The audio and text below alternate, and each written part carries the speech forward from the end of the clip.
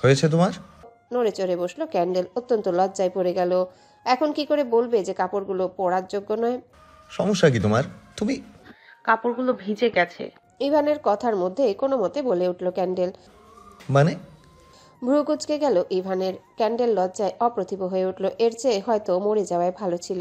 Ivan আর প্রশ্ন করলো না, বিষয়টা বুঝে দীর্ঘ নিঃশ্বাস ফেললো একটা। অতঃপর নিজের একটা শার্ট আর ট্রাউজার এনে দরজায় নক করে বলল, এটা নাও, যতক্ষণ না ড্রেস আসছে। বলেই দরজাটা হালকা করে খুলে ভিতরে ফেললো শার্ট আর ট্রাউজারটা। ক্যান্ডেল বোকার মতো চোখ পিটপিটালো কয়েকবার। সত্যি সত্যি এই লোকে জামা কাপড় পরতে হবে? ক্যান্ডেল ফ্রেশ হয়ে পরে নিল শার্ট আর ট্রাউজারটা। আপাতত কিছু খেতে পেলে ভালো হতো। খিদে পেট চোচো করছে, বমি আসছে, মাথা ঘুরছে, কিন্তু ইভানের সামনে হতো যেতে পারবে না ও। খুব অস্বস্তি হবে। ক্যান্ডেল বিছানায় পা ঝুলিয়ে বসে ভাবতে লাগলো কি করবে। ঠোঁট কামড়ে কিছু চিন্তা করে দরজা খুলে হালকা উকি দিল ক্যান্ডেল। চোখ বুলিয়ে ইভানকে না দেখে পুরোপুরি দরজা খুলল। পা টিপে টিপে বের হতে ইভানের সামনে পড়ে গেল। ইভানও ডান দিকে নিজের রুম থেকে বের হচ্ছিল তখন। ক্যান্ডেল আর চোখে ইভানকে দেখে মুখ ঘুরালো অন্যদিকে। ফাঁকা ঢোক গিলে এলোমেলো দৃষ্টিতে তাকাতে লাগলো এদিক ওদিক। ইভান সরু চোখে তাকালো ওর দিকে। ক্যান্ডেলের জড়সড় ভাব বুঝে পুনরায় ফিরে গেল নিজের রুমে। অবাক হয়ে চোখ পিটপিট করলো ক্যান্ডেল। তাকালো ইভানের রুমের দরজার দিকে। হঠাৎ এত ভদ্র হয়ে গেল কি করে? চোখ কুচকে কিছু বিড়বিড় করে ডাইনিংয়ের দিকে এগিয়ে গেল ক্যান্ডেল। এক প্রকার চোরের মতো ইভানের দরজার দিকে তাকিয়ে দেখে নিল। তারপর টেবিলে বাস্কেটে থাকা ফলগুলোর মধ্যে থেকে একটা আপেল আর একটা প্লেট থেকে দুটো বাটার টোস্ট তুলে নিল। তারপর দ্রুত গেস্ট রুমটায় ঢুকে পড়ল। বিষয়টা যে লজ্জাজনক তা ক্যান্ডেল জানে। অন্যের বাসার খাবার এভাবে খাওয়া ঠিক নয়, কিন্তু এখন অত শত চিন্তা করার সময় নেই। খাবারগুলো শেষ করে পানি খাওয়ার জন্য রুম থেকে বের হলো ক্যান্ডেল। দেখে নিল ইভান আছে কিনা। নেই দেখে স্বস্তির নিঃশ্বাস ফেলে এগিয়ে গেল। একটা গ্লাসে পানি ঢালতে ঢালতে কলিং বেল বেজে উঠল। আচমকা আওয়াজে ক্যান্ডেল চমকে উঠল এক প্রকার। মুখ ফুলিয়ে নিঃশ্বাস ফেলল ক্যান্ডেল। চোখ ঘুরিয়ে তাকাতেই চোখাচোখি হলো ইভানের সাথে। চোখ সরিয়ে অন্যদিকে তাকালো ক্যান্ডেল। ইভান এগিয়ে গেল দরজার দিকে। অনলাইনে ড্রেস অর্ডার করেছিল, সেই জন্য পার্সেল এসেছে ভেবে লুকিং গ্লাসে না তাকিয়ে দরজা খুলে দিল ইভান। দরজা খুলেই অপর পাশের ব্যক্তিকে দেখে চরমভাবে থমকালো। হতবিহবল হয়ে গেল পুরাই। মুখ দিয়ে অস্ফুটে বেরিয়ে এলো, মা তুমি? কড়া তীক্ষ্ণ দৃষ্টিতে তাকালেন ইশারা। মার মুখভঙ্গিতে দাঁতে দাঁত চিপে বললেন, আমাকে বললি মেয়েটার সাথে নাকি তোর কিছুই নেই, তাহলে গতকাল রাতে মেয়েটাকে আবার আনলি কেন? এমন প্রশ্ন একদম বুদ্ধিশূন্য হয়ে পড়ল ইভান। এত সব কি করে জানলো মা? বিস্ময় কাটিয়ে ওঠার আগে ইশারা ঝাঁঝানো গলায় বললেন, সব দরজার সামনে থেকে আজ তোকে দেখছি আমি। ইভান কিছু বলার আগে ইশারা ওকে সরিয়ে হড়বড়িয়ে ঢুকে গেলেন ভিতরে। হুট করে একজন মহিলা এভাবে সামনে চলে আসায় ক্যান্ডেল গ্লাস হাতে চেয়ে রইল বোকা চোখে। ভদ্রমহিলাকে এইভাবে তাকিয়ে থাকতে দেখে অপ্রস্তুত হয়ে পড়ল বেশ। ইশারার শক্ত মুখ বদন বিস্ময়ে ছেয়ে গেল। রিসিপশন থেকে মিথ্যা বলেনি তার মানে। ইভান সত্যি বিয়ে না করে একটা মেয়েকে নিয়ে থাকছে। মেয়েটার মুখের দিক থেকে চোখ সরিয়ে গায়ের দিকে তাকাতেই হতভম্ব হয়ে গেলেন ইশারা। গায়ে ইভানের পোশাক দেখে মাথা চক্কর দিয়ে উঠল তার। চট করে চেয়ারটা ধরে দাঁড়ালেন তিনি। ইভান এগিয়ে এসে ধরতে চাইতে রাগচটা দৃষ্টিতে তাকিয়ে চোখ মুখ কুচকে চেঁচিয়ে উঠলেন, মেয়েটাকে নাকি চিনিসই না, তাহলে এসব কি? ছি, লজ্জা করলো না তোর? ভুল বুঝছো তুমি। গম্ভীর চোখে তাকিয়ে শান্ত গলায় বলল ইভান। তেলে বেগুনে জ্বলে উঠলেন ইশারা। এত কিছু পরেও কোন সাহসে অস্বীকার করছিস? ভাবতেও লজ্জা লাগছে আমার যে তোর মতো ছেলেকে আমি জন্ম দিয়েছি। আহাজারি করে উঠলেন ইশারা। চমকালো ক্যান্ডেল, ইনি ইভানের মা? আগে মাথা ঠান্ডা করো, তারপর কথা বলবো। এখন বললেও বুঝবা না। ইভানের শান্ত নির্লিপ্ত ভাব দেখে অবাকে চরম পর্যায়ে পৌঁছে গেলেন ইশারা। তাকেই কিনা শান্ত হতে বলছে। বসো আগে, প্রেশার ফল করবে তোমার। ইভানের কথায় দাঁত কিরমির করলেন ইশারা। এসব করার আগে মনে ছিল না তোর? সরে যা আমার সামনে থেকে। ইভান কপাল কুঁচকে তাকালো। ভুল কিছুই করিনি আমি। ভুল তো আমি করেছি তোকে একা ফ্ল্যাটে থাকতে দিয়ে। মেয়ে যখন পছন্দই ছিল তখন বিয়ে করব না করতে কিসের জন্য? আমি বারবার বলিনি কেউ পছন্দ থাকলে বল, বললে কি আমরা বিয়ে দিতাম না? আর এই মেয়ে, তুমি বলো, তোমার লজ্জা করলো না বিয়ে না করে একটা ছেলের সাথে থাকতে? একটুও বাঁধলো না? ইশারার প্রশ্নে থতমত খেয়ে গেল ক্যান্ডেল। ইভানের দিকে তাকালো একবার। ওর দিকে কি দেখছো? ইশারার ধমকে তটস্থ হয়ে গেল ক্যান্ডেল। ইশারাকে থামানোর জন্য হাত টেনে ধরে সোফায় নিয়ে বসালো ইভান। ভ্রুকুটি করে বলল, না জেনেই না শুনেই কি বলে যাচ্ছ তুমি? আগে শোনো চুপচাপ। ইশারা রাগে গা ঝাড়া দিয়ে দাঁড়িয়ে পড়তেই চাইতেই ইভান পুনরায় হাত টেনে বসালো, কপালে ভাঁজ ফেলে বলল, ওর সাথে আমার কোনো রকমের কোনো সম্পর্ক নেই। সেদিন ভুল করে চলে এসেছিল। পরবর্তীতে কোম্পানির একটা প্রজেক্টের কাজে আবার দেখা হয়েছে, সম্পূর্ণ কোইন্সিডেন্স। এর আগে আমরা কেউ কাউকে চিনতাম না, সত্যি। আর আজ সকালে এই প্রজেক্টের একটা কাজে ও এসেছিল, কাপড়ে জুস পড়ে যাওয়ার কারণে চেঞ্জ করতে হয়েছে। বলতে বলতে ক্যান্ডেলের দিকে এক নজর তাকালো ইভান। ভ্রুকুটি করলো ক্যান্ডেল। সে তো আমি বুঝতেই পারছি। কড়া গলায় মুখ বাঁকিয়ে বললেন ইশারা, কিছুই বুঝতে পারছো না। আমাকে বোকা ভাবিস না। সেদিনের সিসিটিভি রেকর্ড দেখেছি আমি আগেই। অচেনা হলে অত রাতে আসতো না, আর না তোকে জড়িয়ে ধরতো। আর মেয়েটা যে গত রাতে এসেছে সেটা আমি ভালোভাবেই জানি। খবর না পেয়ে এসেছি ভাবছিস? চমকে গেল ইভান। বুদ্ধিশূন্য হয়ে পড়ল কয়েক মুহূর্তের জন্যে। তোর আর একটা কথাও আমি শুনবো না। এখন আমি গিয়ে গত রাতের রেকর্ডিং দেখব। তোর মিথ্যা বলা আমি ছুটাচ্ছি, চল আমার সাথে। হকচকিয়ে গেল ইভান। ওর মা যে এত কিছু জানে সেটা ভাবতেও পারেনিও। এখন যদি রেকর্ডিং দেখে তাহলে সবকিছু হাতের বাইরে চলে যাবে। আর যাই হোক, সেটা করতে দেওয়াই যাবে না। ইশারা উঠে দাঁড়ানোর সাথে সাথে ইভান পথ আটকে দাঁড়িয়ে পড়ল। কিছুই দেখতে হবে না, আমি বলছি শোনো। গতকাল রাতে ডিনারের পর ও একটু অসুস্থ হয়ে পড়েছিল, তাই এনেছিলাম। অবাক হয়ে তাকালো ক্যান্ডেল। ইভান ওকে নিয়ে এসেছিল, ও নিজে আসেনি। ইশারা বিশ্বাস করলেন না, কঠোর গলায় বললেন, লজ্জা করে না তোর? মাকে মিথ্যা বলে যাচ্ছিস একটার পর একটা। অধৈর্য হয়ে উঠল ইভান। বলল, ড্যাম, এমন কিছুই আমাদের মধ্যে নেই। আর না ছিল, ভুল ভাবছো তুমি। তোমার মনে হয় আমি এমন করব? লাইক সিরিয়াসলি, আমি যদি জানতাম বিষয়টা এত দূর গড়াবে তাহলে আমি ওই দিন রাতে দরজাই খুলতাম না, আর না ওকে ঢোকার সুযোগই দিতাম। হা হয়ে তাকালো ক্যান্ডেল। কত সুন্দর মহাপুরুষ সাজছে এখন। গত রাতে ওকে আনার উদ্দেশ্য মোটেও খারাপ কিছু ছিল না, আই সোয়ার। ও সমস্যায় ছিল, আমি জাস্ট হেল্প করেছি, এছাড়া আর কিছুই না। ইশারা শুনলেন না, কঠোর গলায় বলে উঠলেন, সব বুঝে গেছি আমি। রেকর্ডিং দেখলে বাকিটাও বুঝে যাব। শর্তে আমার সামনে থেকে। আজ তোর একদিন কি আমার একদিন, নির্লজ্জ। বলে ইভানকে পাশ কাটিয়ে বেরিয়ে গেল ইশারা। বেজার বিপদে পড়ে গেল ইভান। ফুটেজ চেক করার রুমে ঢুকে চেয়ার টেনে বসে পড়লেন ইশারা। তিনি রেকর্ডিং দেখবেন, মানে দেখবেন। ছেলের বারবার মানা করার কারণে আরও জেদ ধরেছেন তিনি। ইশারার এক ধমকে ভিডিও অন করে দিল ম্যানেজার। বিরক্তিতে চোখ মুখ কুচকে এক হাতে কপাল স্লাইড করলো ইভান। ম্যানেজারকে সহ যারা যারা ছিল তাদের বাহিরে যেতে বলল। প্রথমে রাজি না হলো, পরে আমতা আমতা করে সবাই বেরিয়ে গেল। ক্যান্ডেল ভ্রু কুচকে তাকিয়ে দেখতে লাগলো ইভানের অস্বস্তি। এমন কি আছে ভিডিওতে যে বারবার মানা করছে? ভিডিও টেনে টেনে কাঙ্ক্ষিত মুহূর্তে এনে ইশারা তীক্ষ্ণ দৃষ্টিতে এক পলক তাকালেন ইভানের দিকে। রাগে ফুলে ফেপে দেখতে লাগলেন তিনি। ইভান ফোঁস করে একটা নিঃশ্বাস ফেলল। এটা দেখার পর ভুল বোঝাবুঝির আর কোনো কিছুই বাকি থাকবে না। মোটেও আর বিশ্বাস করানো যাবে না ইশারাকে। রাত আনুমানিক 12টা ছিল। ক্যান্ডেলকে কোলে করে দরজা অব্দি এনে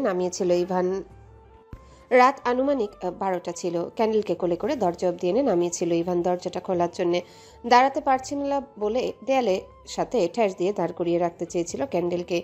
ঠিক তখনই শার্টের কলার আঁকড়ে ধরে নিজের খুব কাছে টেনে নিয়ে আপত্তিজনক কাজ করে বসেছিল ক্যান্ডেল। ব্যাক সাইড থেকে করা ভিডিও হলো, বিষয়টা বুঝতে সমস্যা হলো না ইশারার। থমকে গেলেন তিনি। রাগে লজ্জায় শরীর ঝিম মেরে গেল তার। লজ্জার কারণে এদিক ওদিক তাকে দ্রুত রুমটা থেকে বেরিয়ে গেলেন তিনি। ক্যান্ডেল লজ্জায় কাচুমাচু হয়ে গেল। স্ক্রিনের দিক থেকে চোখ ফিরিয়ে নিলেও দৃশ্যটা চোখের সামনে ভাসতে লাগলো। শরীর অবশ হয়ে যেতে লাগলো। আর চোখে একবার ইভানের দিকে তাকাতেই চোখাচোখি হলো। সে তীক্ষ্ণ দৃষ্টিতে ওর দিকেই তাকিয়েছিল। হড়বড়িয়ে অন্যদিকে মুখ ঘোরালো ক্যান্ডেল। রুমটা থেকে বেরিয়ে যেতে চাইতে ইভান হাত টেনে ধরে থামালো ওকে। হকচকিয়ে গেল ক্যান্ডেল। আবারও চোখে চোখ পড়তে দৃষ্টি সরিয়ে নিল। অপ্রস্তুত ভাবটা ফুটে উঠল মুখ জুড়ে। ঠোঁট নাড়িয়েও কিছু বলতে পারল না। গলার কাছে দলা পাকিয়ে আটকে রইল সব কথা। এখন পালাচ্ছ কেন? নাকি শুধু ড্রিঙ্ক করলেই আমার কাছে আসতে ইচ্ছে করে? চমকে উঠল ক্যান্ডেল। অপমানের লজ্জায় রক্তিম বর্ণ ধারণ করলো মুখখানা। নিজের চোখে দেখছো না? এখন বলো কে পারভার্ট আর কে অসভ্য? কটাক্ষ করে বলল ক্যান্ডেল। ক্যান্ডেল হাত কচলাতে কচলাতে মেঝের দিকে নত দৃষ্টিতে তাকিয়ে রইল। নিজের কাছে নিজেকে ছোট মনে হতে লাগলো। আমার উচিত ছিল তোমাকে হেল্পই না করা। তোমার কেয়ারলেসনেসের কারণে এখন পরিস্থিতি কতটা বাজে ভাবতে পারছো? ক্যান্ডেল চোখ তুলে তাকালো একবার। তোমাকে বলেও বা কি হবে? ইভান এক ঝটকায় হাত ছেড়ে দিল। বিরক্তির সাথে এগিয়ে গিয়ে কম্পিউটার স্ক্রিনের দিকে ঝুঁকে একে একে ডিলিট করে দিল সব ফাইলগুলো। বিয়ের শাড়ি পরে আয়নার সামনে নতজানু হয়ে বসে আছে ত্রয়ী।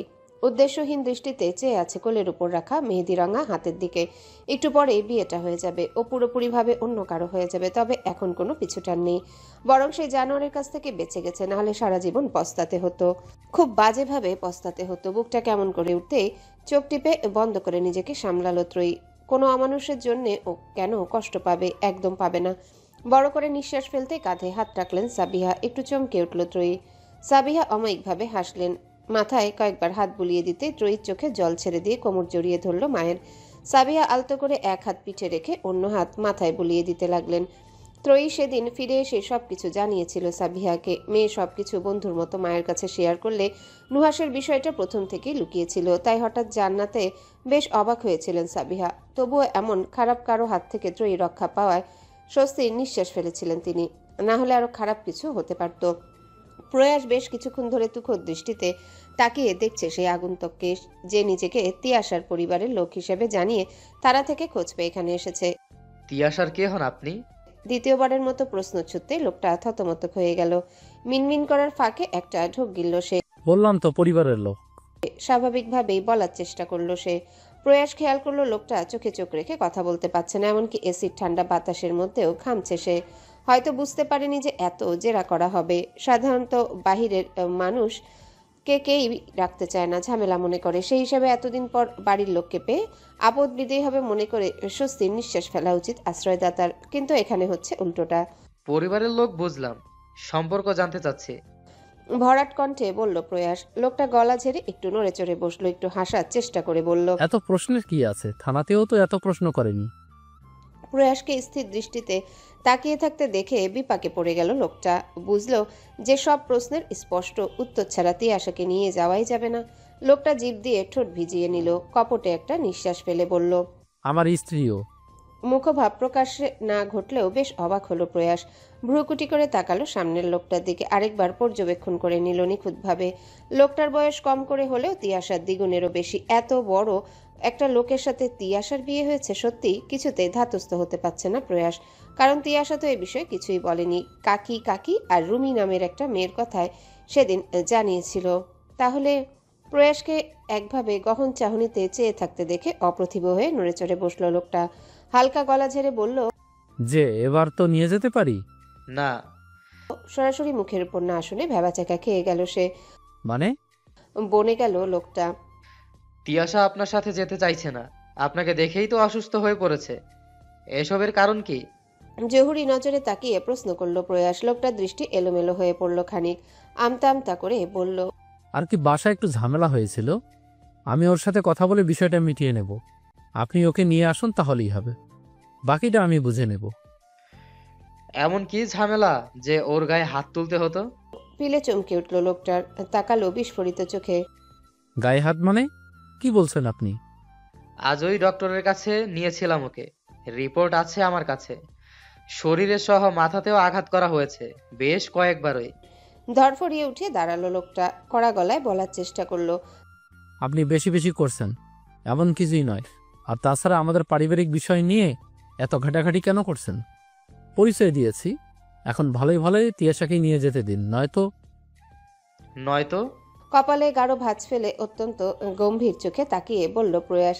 লোকটা অবিন্যস্ত দৃষ্টিতে এদিক ওদিক তাকাতেই তাকাতেই হুমকি দেওয়ার ভঙ্গিমাতে বলল। নয়তো পুলিশকে জানাতে বাধ্য হব আমি। ভ্রু উঁচু করল প্রয়াস। বুকে হাত গুজে তাচ্ছিল্যের সাথে তাকিয়ে সোফায় পিঠ ঠেকালো। চোরের মায়ের বড় গলা হয়তো একেই বলে। জানান, এখন মুখে মুখে প্রশ্ন হচ্ছে, তখন প্রশ্নের সাথে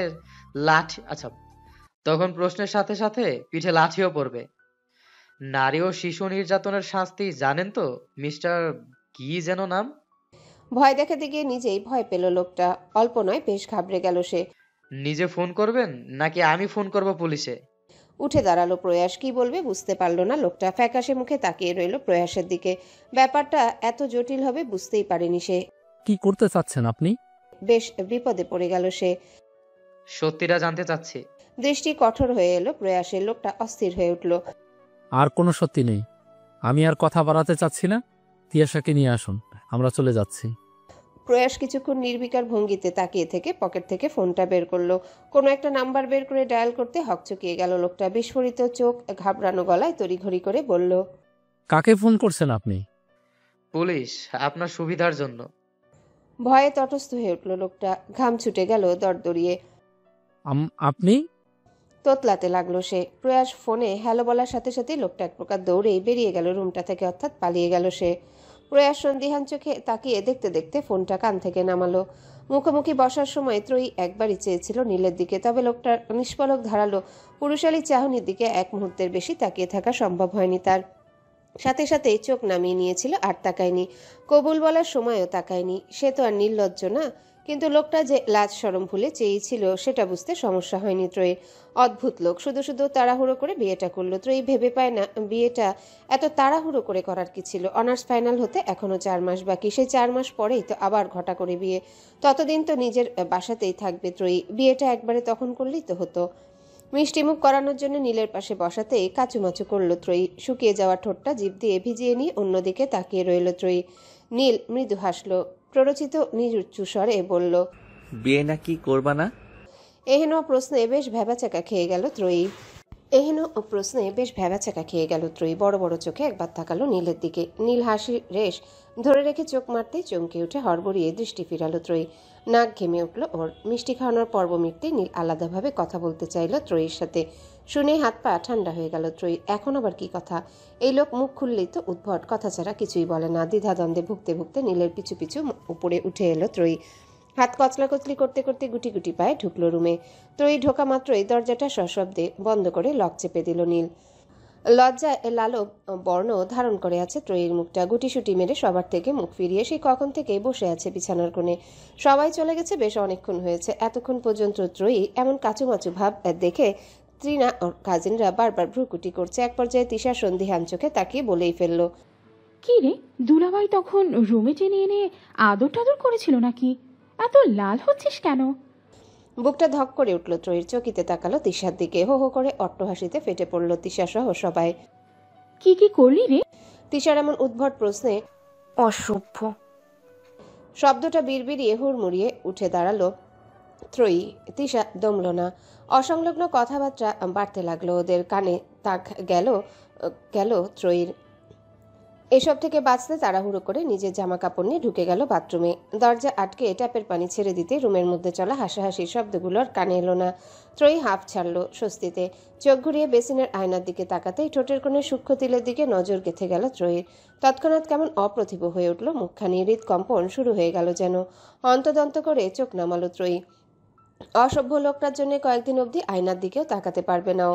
ইশারা নীরবে বসে আছেন, কোনো দিকে তাকাচ্ছেন না। অতিরিক্ত রাগে মুখটা থমথমে হয়ে আছে তার। ইভান যে ধারণার বাহিরে গিয়ে সব করছে ভাবতেই গা ঝিম মেরে যাচ্ছে তার। জয়িতা চুপচাপ এক কোণে দাঁড়িয়ে আছে, তার পাশে ইমন, ইভানের বড় ভাই, আর ইশারার মুখোমুখি আবির মুখার্জি, ইভানের বাবা। অল্প সময়ের মধ্যে বাসার সবাইকে ইভানের এখানে এসে উপস্থিত হতে হয়েছে। ইশারা ফোন করে ডেকে এনেছে।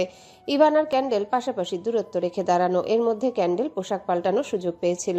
জয়িতা হাত ভাঁজ করে নখ কামড়ে ধরে একবার ইশারার দিকে তাকালো।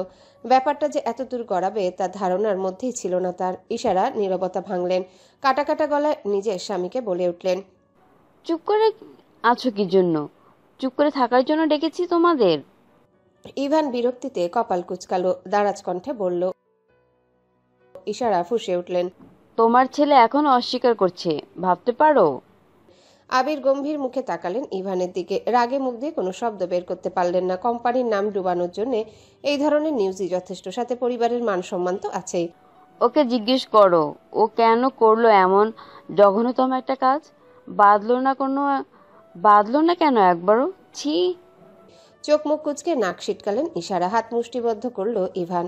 ধৈর্য আর সহ্য শক্তির বাহিরে চলে যাচ্ছে সবকিছু। ইমন খেয়াল করলো, মাকে উদ্দেশ্য করে বলল, আমার মনে হয় কোথাও কোনো ভুল হচ্ছে মা। ইমনের কথায় রক্তচক্ষু করে তাকালেন ইশারা। বাজখাই গলায় বললেন, আমি নিজের চোখে দেখেছি সব, তাই খবরদার এই বিষয় নিয়ে ভাইকে লাই দিবি না। আচ্ছা, লাই দিচ্ছি না। তুমি বলো কি চাচ্ছ তুমি? তুমি যা চাও তাই হবে। ইশারা মুখ বাঁকালেন। আমার চাওয়া দিয়ে তোদের কোনো যায় আসে? যা ইচ্ছে হয় তাই করছিস তোরা, নিজেদের খেয়াল খুশি। অনুমতি প্রয়োজন মনে হয় কখনো? এত কিছু যখন করতে পেরেছ তখন ইচ্ছে হলে আরো যা ইচ্ছা করুক। ইমন বুদ্ধিশূন্য হয়ে তাকালো। সব যদি ইভান নিজের ইচ্ছেতেই করবে তাহলে মিটিং ডেকে কি হলো? ইশারা কিছুক্ষণ চুপ করে থেকে ক্যান্ডেলের দিকে তাকালেন, শক্ত গলায় বললেন, তোমাকে যে ছেড়ে দেবো ভেবো না। বাসার ঠিকানা না দিয়ে কোথাও যেতে পারবা না। তোমার পরিবারেরও তো জানা দরকার যে তুমি বিয়ে না করেই একটা ছেলের সাথে দিনের পর দিন থাকছো। বলো, ঠিকানা বলো। চমকে তাকালো ক্যান্ডেল, মুখটা বিবর্ণ হয়ে গেল নিমিষে। কি হলো বলো? বলে উঠল ইভান। স্তম্ভিত হলেন ইশারা, স্বামীর দিকে তাকিয়ে ঝাঁঝানো গলায় বললেন, দেখেছো, এখনো অবধি লুকানোর চেষ্টা করে যাচ্ছে আমি নাকি না বুঝে শুনে কথা বলছি। এত সময় পর মুখ খুললেন আবির মুখার্জি। ইভানের দিকে তাকিয়ে থমথমে গলায় বললেন, বেশি বাড়াবাড়ি করছো তুমি এখন।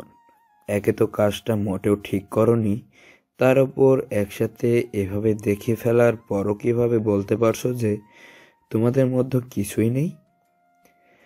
দরাজ গলায় কথার পিঠে বলে উঠল ইভান। ভারী অসন্তুষ্ট হয়ে উঠলেন আবির মুখার্জি। চাপা ক্ষোভের সহিত বললেন, কিছুই নেই তাহলে এসব কি? তোমার মা ভুল দেখেছে? ইভানের কথায় রাগের মাত্রা তরতর করে বেড়ে যেতে লাগলো তার। জোর গলায় বলে উঠলেন, কি ভুল বুঝেছে? নাকি এসব এখনো ফ্যাশন হয়ে গেছে এই যুগের? একটা কথা শুনে রাখো, আমার পরিবারে এসব চলে না। যদি আমার পরিবারে থাকতে হয় তবে বিয়ে করেই থাকতে হবে, এটাই আমার শেষ কথা। ইশারা অসন্তোষজনক চাহনিতে তাকালেন আবিরের দিকে।